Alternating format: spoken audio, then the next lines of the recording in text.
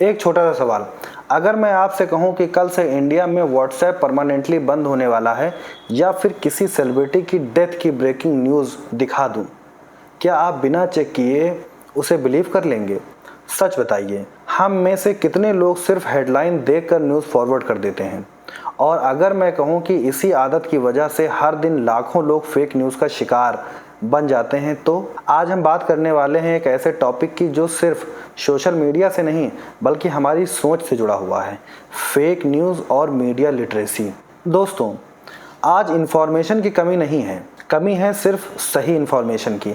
एक टाइम था जब न्यूज़ सिर्फ न्यूज़पेपर या टीवी से मिलती थी, लेकिन आज हर आदमी के हाथ में स्मार्टफोन है, हर कोई कंटेंट क्रिएटर है, हर कोई रिपोर्टर है और हर कोई फॉरवर्ड करने वाला भी है। प्रॉब्लम ये नहीं है कि इन्फॉर्मेशन बहुत है, प्रॉब्लम ये है कि फेक इन्फॉर्मेशन उससे भी ज़्यादा तेज़ी से स्प्रेड करती है। एक फेक न्यूज़ सिर्फ कुछ मिनट में लाखों लोगों तक पहुंच सकती है और कभी कभी उसका रिजल्ट सिर्फ कंफ्यूजन नहीं बल्कि वायलेंस, पैनिक, फाइनेंशियल फ्रॉड और सोशल डिवीज़न भी होता है। इसीलिए मीडिया लिटरेसी आज एक स्किल नहीं, एक सर्वाइवल स्किल बन चुकी है। तो सबसे पहले समझते हैं कि फेक न्यूज़ होती क्या है। फेक न्यूज़ का मतलब सिर्फ झूठ बोलना नहीं होता है, कभी कभी सच को आधा दिखाना भी फेक न्यूज़ होती है। कभी ओल्ड फोटो को न्यू इंसिडेंट बताना, कभी एडिटेड वीडियो, कभी एआई जनरेटेड इमेज, कभी मिसलीडिंग हेडलाइन और कभी सिर्फ कॉन्टेस्ट हटा देना होता है। एग्जाम्पल के लिए मान लीजिए कि किसी सिटी में 2018 की फ्लड की फोटो है, उस फोटो को 2026 की बताकर वायरल कर दिया गया। फोटो असली है लेकिन कंटेस्ट अलग है, या यूं कहें कि उस पर फेक लिख दिया गया कि फाइल 2026 की है और लोग बिलीव कर लेते हैं। क्यों? क्योंकि हम इमोशंस पर रिएक्ट करते हैं, लॉजिक पर नहीं।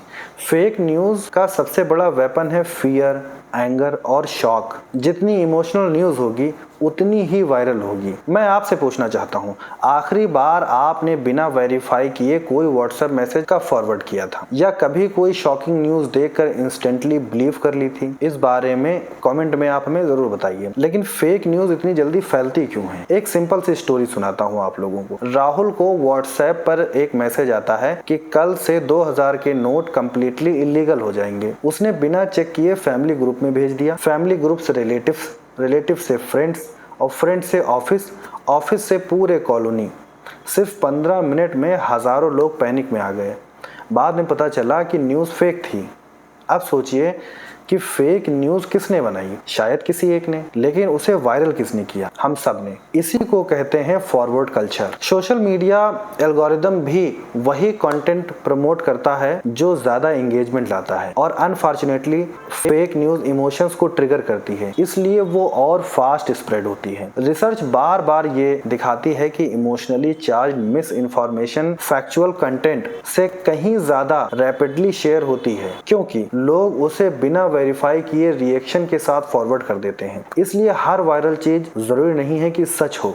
अब सवाल ये है कि इस प्रॉब्लम का सॉल्यूशन क्या है? मीडिया लिटरेसी का मतलब है इंफॉर्मेशन को ब्लाइंडली कंज्यूम मत करो, उसे क्वेश्चन करो, वेरीफाई करो और फिर बिलीव करो। एक सिंपल फॉर्मूला याद रखिए, रुक जाइए, सोचिए उसको कि ये न्यूज़ सही है या गलत है, इस न्यूज़ को किसने पोस्ट किया है, इसका सोर्स क्या है, क्या दूसरे ट्रस्टेड न्यूज़ प्लेटफॉर्म भी यही कह रहे हैं, और अगर वेरीफाई हो जाए तो फिर आप उस न्यूज़ को फॉरवर्ड करिए। एक और ट्रिक, हेडलाइन कभी इनफ नहीं होती है।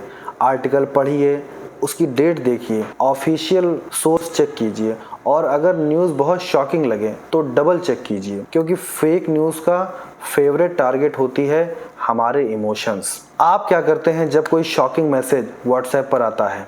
इंस्टेंट फॉरवर्ड या वेरीफाई? आप कमेंट में जाकर के लिखिए कि वेरीफाई फर्स्ट, अगर आप रिस्पॉन्सिबल इंटरनेट यूज़र बनना चाहते हैं तो। आगे चलते हैं, चलिए एक रियल लाइफ सिचुएशन इमेजिन करते हैं। सोचिए, एग्जाम के एक दिन पहले मैसेज आता है कि पेपर लीक हो गया। स्टूडेंट पैनिक हो जाते हैं, पेरेंट्स टेंशन में आ जाते हैं, कोचिंग वाले कंफ्यूज्ड हो जाते हैं। मीडिया स्पेक्यूलेशन, बाद में पता चलता है फेक न्यूज़ है, अब डैमेज हो चुका होता है।